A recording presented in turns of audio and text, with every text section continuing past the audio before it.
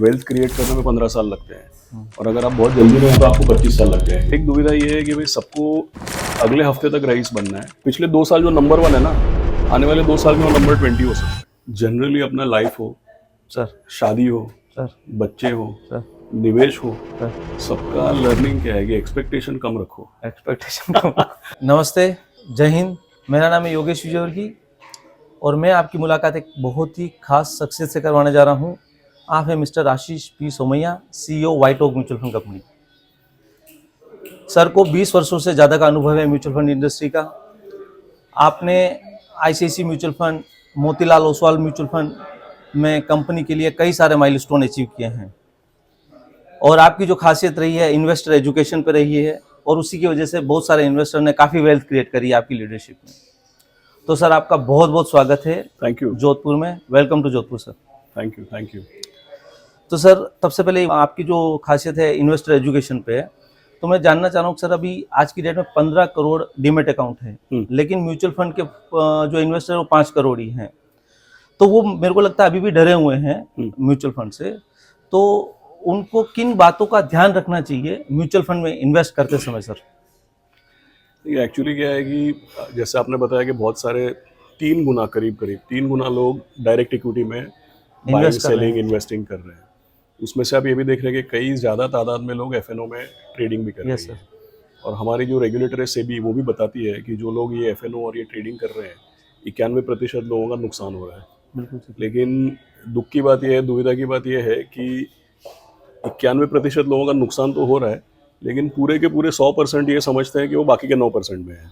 जी। तो ये एक गलत फहमी है लोगों को। दूसरा चीज़ ये है कि म्यूचुअल फंड जो है वो इन्वेस्टमेंट करने के लिए एक सर्विस प्रोवाइडर है। मतलब कि देखिए, सबका अपना अपना व्यवसाय है। कोई लॉयर है, कोई डॉक्टर है, कोई साइंटिस्ट है, कोई चार्टर्ड अकाउंटेंट है, सबका अपना अपना व्यवसाय है। जी सर। तो उसी तरीके से हमारा व्यवसाय ये है कि भाई दूसरे लोगों का पैसा मैनेज किया जाए, जिसके लिए हमको एक फ़ी मिलती है। अब जब लोग डायरेक्ट इक्विटी में पैसा लगाते हैं तो कभी तो बहुत पैसा बनता है, कभी नुकसान हो जाता है। जी। एकदम ही मतलब विपरीत उसके अंजाम या नतीजे निकल के आ सकते हैं। Yes sir. दूसरा, शादी ब्याह में कहीं सोशल फंक्शन में जाते हैं तो लोग ये तो बताते हैं कि कौन सा शेयर लेके फ़ायदा हुआ है, लेकिन पीछे दूसरे 10 की जो लिस्ट है जिसमें नुकसान हुआ है वो कोई नहीं बताता है।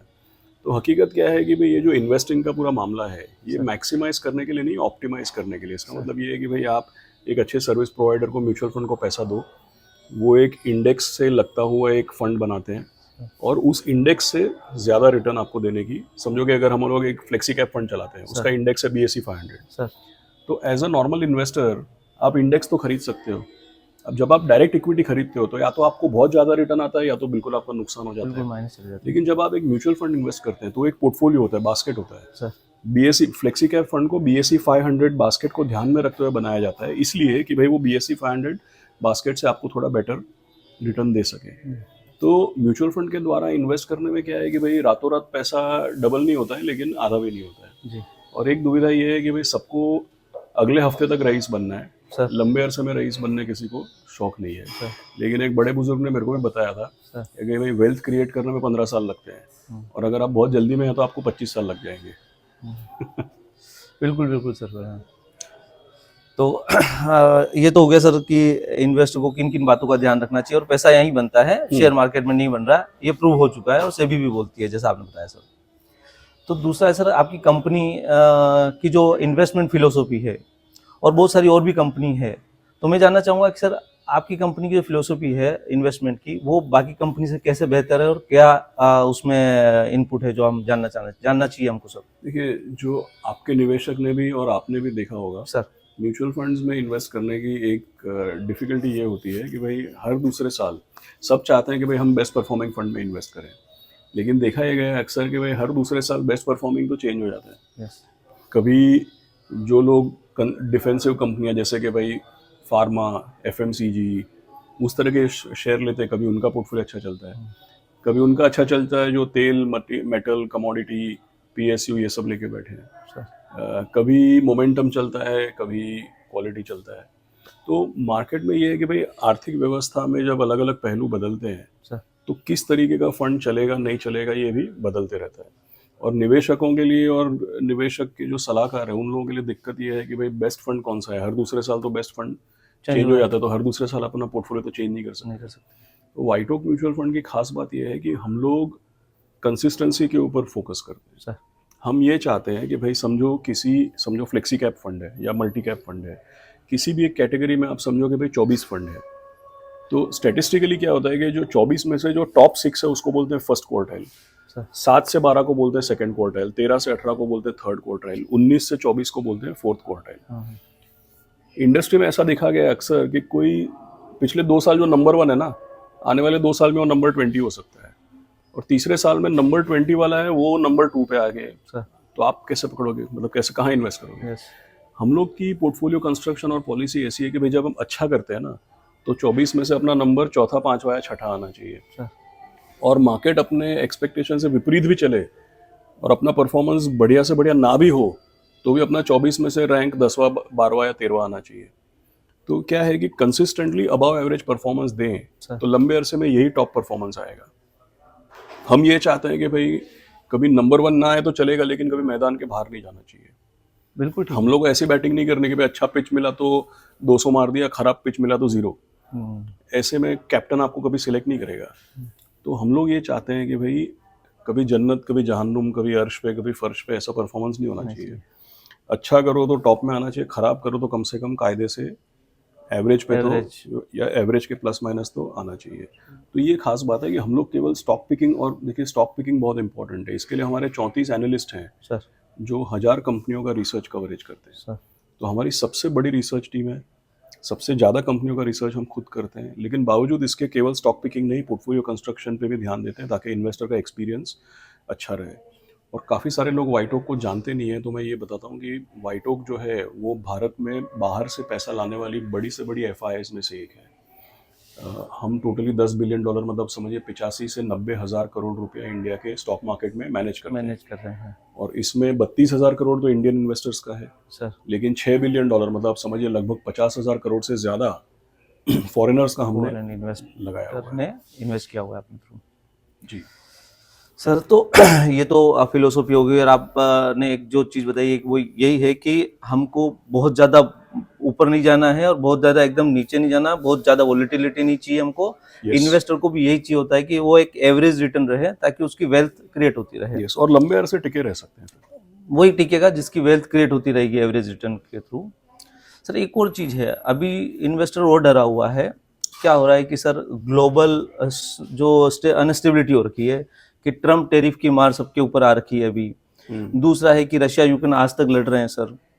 तीसरा, बीच में इंडिया पाकिस्तान भी हो गया, इजराइल ईरान भी हो गया, उन सब की वजह से महंगाई बढ़ी हुई है। यूएस की इंटरेस्ट रेट अभी भी हायर साइड से है, वहाँ से पता नहीं होता है कि कल क्या होगा, परसों क्या होगा। चाइना, और तो ये सब ग्लोबल अनस्टेबिलिटी में इन्वेस्टर डरा हुआ है। अभी की बात है सर, हमको भी कई सारे इन्वेस्टर ने बोला है कि पैसे निकाल लो। तो अभी आगे के 1-2 साल किस तरह के रिटर्न्स बनेंगे और इन्वेस्टर को क्या करना चाहिए सर? देखिए, पैसा तभी बनता है जब सारे के सारे लोग कन्विंस नहीं होते हैं सर। अगर सब लोग को लगता है मार्केट ऊपर जाएगा, मतलब सारे के सारे कन्विंस हो गए सर, इसका मतलब वहां से तो मार्केट फिर नीचे जाएगा ना। क्योंकि इतने बड़े दिग्गज इन्वेस्टर है बफेट साहब, उन्होंने क्या बोला है, be greedy when others are fearful and be fearful when others are greedy. तो इसमें समझने वाली बात ये कि अदर्स कौन है। तो फिलहाल तो अदर्स मतलब हम ही सब अदर्स हैं ना, यस राइट। तो फिलहाल तो जो अदर्स हैं, आपने अच्छा बताया कि भाई जो अदर्स हैं अभी वो कंफ्यूज्ड हैं, डरे हुए हैं। तो जब तक कुछ ना कुछ लोग डरे हुए और कंफ्यूज्ड हैं, तब तक मार्केट टूटेगा नहीं।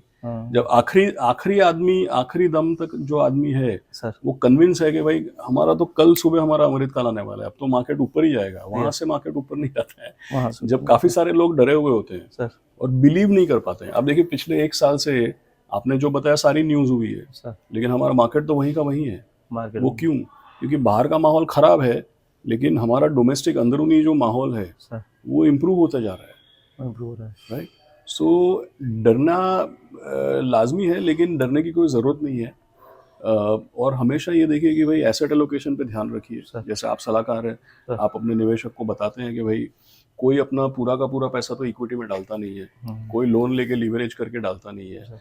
अच्छा, हम सब तो अच्छे कंपनियों के शेयर्स लेके बैठे, हमको FNO ट्रेडिंग तो यहाँ पे कर नहीं रहे हैं। तो डरने का कोई मामला नहीं है, धीमे धीमे अपना SIP वगैरह कंटिन्यू करिए।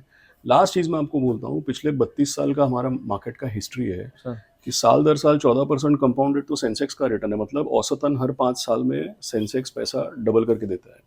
औसतन क्यों बोला मैंने, क्योंकि अच्छे माहौल में 3 साल में भी होता है, खराब माहौल में 7-8 साल में भी होता है, लेकिन लंबे अरसे में हर 5 साल में सेंसेक्स ने पैसा डबल किया है। अच्छे म्यूचुअल फंड ने इससे भी ज़्यादा रिटर्न दिया है। तो लंबे अरसे का हिस्ट्री 14-15% का है, लेकिन हर साल अपने ऊपर के लेवल से एक बार मार्केट 14-15% गिरता है। तो लंबे अरसे में 14-15% मिला है, लेकिन हर साल और थोड़ा पैसा बनाने का मौका भी मिलता है, क्योंकि अगर अब जब मार्केट गिरता है तब आप थोड़ा और जोड़ते हैं तो आपका रिटर्न एवरेज से बेटर आएगा। तो डरने का कोई ज़रूरत नहीं है, आप बस डटे रहिए, सीट बेल्ट पहन के बैठे रहिए। और सर इनमें से कुछ इन्वेस्टर तो मतलब जो भी आफ्टर कोविड के बाद में काफ़ी अच्छे रिटर्न्स बने हैं, मतलब तो सबकी एक्सपेक्टेशन भी बढ़ गई है कि वो आते हैं आज हमारे पास में इन्वेस्टमेंट करने के लिए, तो वो 20%, 25%, 30% की बात कर रहे थे। तो कुछ उनके लिए मैसेज दीजिए कि जायज़ है उनकी डिमांड, या वो गलत सोच रहे हैं, सही सोच रहे हैं, या ऐसे ही रिटर्न बनते रहेंगे? वैसे आपने कवर किया है, बट थोड़ा सा मैं और चाहूँगा इस पर बात करना। ये फिलोसफी पे तो नहीं जाऊँगा मैं, लेकिन जनरली अपना लाइफ हो सर, शादी हो सर, बच्चे हो सर, निवेश हो, सर, सबका लर्निंग क्या है कि एक्सपेक्टेशन कम रखो। एक्सपेक्टेशन कम रखोगे तो सुखी रहोगे, वैसा है, राइट?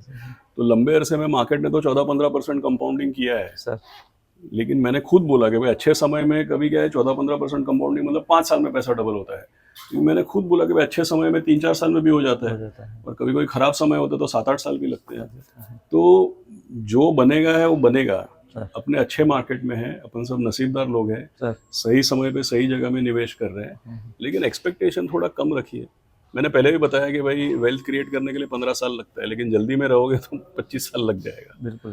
तो रिस्क नहीं लेना है, पेशेंस रखना है, एक्सपेक्टेशन कम रखेंगे तो सुखी रहेंगे। अब सवाल सर इन्वेस्टमेंट पे है। अगर किसी को इन्वेस्ट करना है और थोड़ा एग्रेसिव है, तो वो किस तरह की थीम और सेक्टर में जाना चाहिए, मतलब आगे 1-2 सालों के लिए, मतलब इन्वेस्टर के लिए क्या चलेगा? देखिए, आपको क्या लग रहा है सर? एवरेज इन्वेस्टर है जो ज़्यादा रिस्की नहीं है, उसको तो एक flexi cap multi cap fund उनके लिए ठीक है सर। लेकिन ये बात भी सही कि कुछ एंटरप्राइजिंग इन्वेस्टर रहते हैं जिनको रिस्क ले भी सकते हैं, रिटर्न भी ज़्यादा चाहिए। थीमेटिक अगर करना है तो मुझे ऐसा लगता है जैसे बैंकिंग फंड है। दूसरा ये जिसको एक कॉन्ट्ररी थीम बोल सकते हैं कि भाई जो बहुत सालों से चली नहीं है, जिसको बच्चा बोलता है कि नहीं चलेगा, तो जहाँ पे सब लोग कन्विंस है ना नहीं चलेगा, पैसा वहीं बनता है, वो है डिजिटल और टेक्नोलॉजी। Digital and technology. तो अगर आप कंसेंसस के साथ देखते हैं कि भाई रिलेटिवली सेफ है लेकिन रिटर्न भी अच्छा बनेगा, तो BFSI फंड होना चाहिए। और अगर आप एग्रेसिव हैं, सोचते हैं कि भाई चलो थोड़ा रिस्क ले लेते हैं लेकिन रिटर्न भी ज़्यादा बनेगा, तो हमारा डिजिटल फंड है, तो वो थीम्स कंसिडर कर सकते हैं। तो मतलब अभी आपके कंपनी और आपके हिसाब से अभी डिजिटल और बैंकिंग एंड फाइनेंशियल सेक्टर में अच्छे मौके हैं सर? जी। अगर सर मेरे पास में आज एक 10 लाख रुपए हैं जो मैं इन्वेस्ट करना चाह रहा हूँ और मेरा होराइजन है 3 to 4 ईयर्स का, जी, तो मैं आपकी कंपनी के कौन से फंड में एलोकेट करूँ और किस रेशो में एलोकेट करना चाहिए? 3-4 साल आइडियली तो लंबा अरसा होना चाहिए, लेकिन 3-4 साल है तो बैलेंस एडवांटेज फंड। और अगर कोई और भी कंजर्वेटिव है जो वोलेटिलिटी बिल्कुल नहीं झेल सकते, तो मल्टी एसेट एलोकेशन, दो में से एक। Multi asset allocation and BFSI। चलिए sir, thank you very much sir, आपने बहुत समय दिया and it is very wonderful talking. Thank you very much sir, thank you.